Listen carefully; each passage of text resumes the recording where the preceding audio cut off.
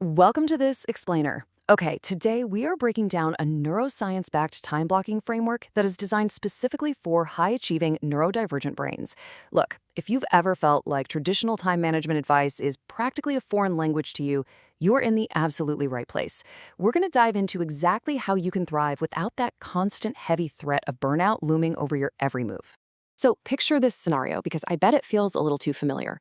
You spend Sunday evening crafting the most beautiful, meticulously color-coded schedule. I mean, you have every single hour completely mapped out. But by Monday at noon, the whole shebang has fallen apart.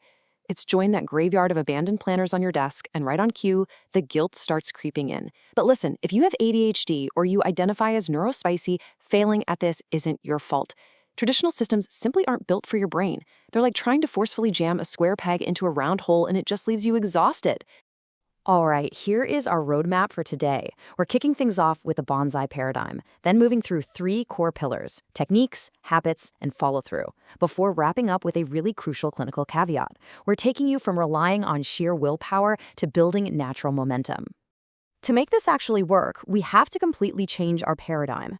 We need to approach scheduling like growing a bonsai tree. You don't take a chainsaw to a bonsai, right? You use gentle guidance to help it grow into its natural, beautiful shape. In your daily schedule, this means creating gentle boundaries, or containers. Think of placing your personal and family time like the bread on the outside of a sandwich, which protects your actual workday right there in the middle. We are guiding the brain gently. We are definitely not forcing it into a rigid, painful shape. That brings us right to pillar one, brain-friendly techniques. These are the tools you need to build a foundation that actually reduces friction. The very first hurdle we have to tackle is context switching fatigue. This is that deep, physical, mental exhaustion your brain experiences when you constantly bounce between entirely different types of tasks. Like answering a quick email, then trying to do deep creative work, then immediately tapping over to check a Slack message. It drains your executive function so incredibly fast.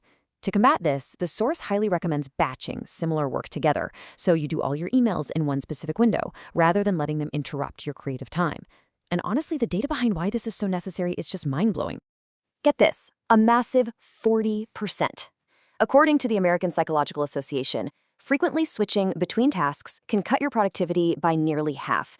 That is your working potential literally lost to the mental friction of just changing gears. It's a staggering amount of wasted energy for a neurotypical brain, let alone a neurospicy one that's already working overtime just to stay focused. And actually, it gets even worse.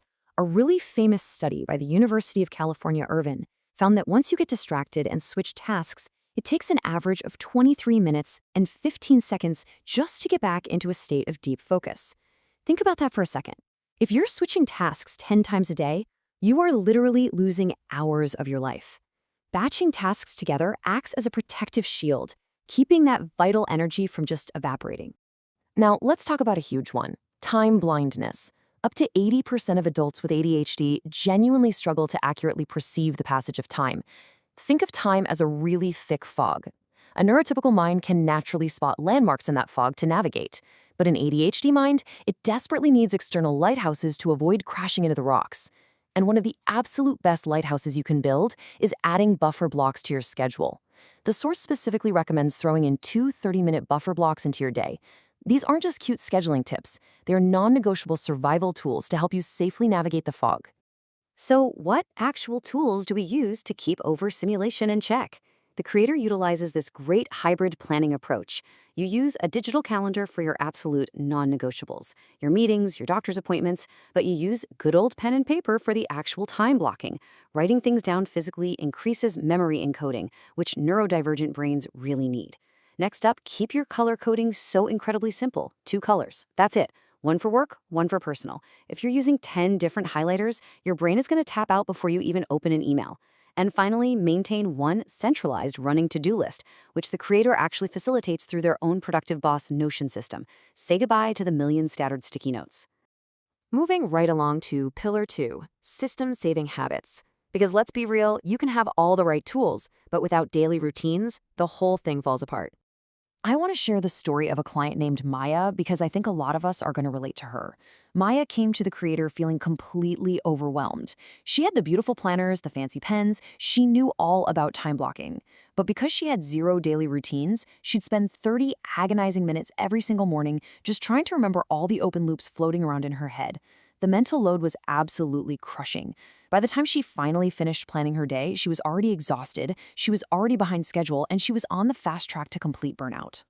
Now, one student in the Systemize Your Goals Accelerator program had a realization that just hits the nail on the head. Capturing is deliverance. Getting that mental clutter, every stray thought, every brilliant but random idea, every forgotten email, getting all of that out of your head and onto your centralized list is so incredibly freeing. It clears your mental RAM and lets you actually focus on the present moment. To avoid Maya's fate, we have to build in these 3 crucial habits. First, the capture habit. Literally write everything down in that central list the second you think of it. Second, a wind down routine. Spend 15 to 30 minutes at the very end of your workday just closing loops and prepping for tomorrow. This signals to your brain that work is over so you can actually relax. And third, the weekly review. But here is the secret sauce for this one. You must do your weekly review using strict timers. Give yourself exactly 30 minutes to review and 30 minutes to plan.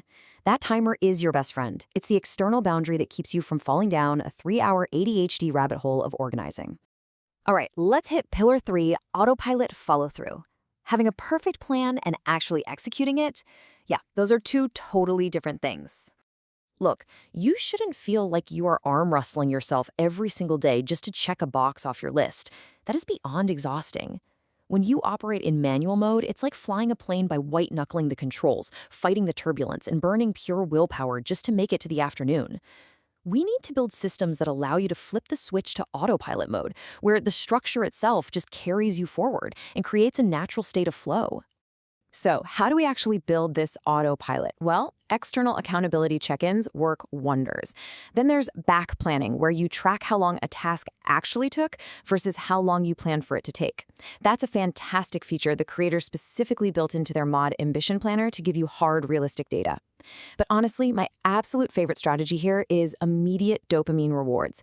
If your brain is neurospicy, it literally runs on dopamine. So right after you finish a hard task, immediately reward yourself with 15 minutes of guilt-free TikTok scrolling. Set a timer, truly enjoy it, and you'll train your brain to genuinely crave following through on your schedule.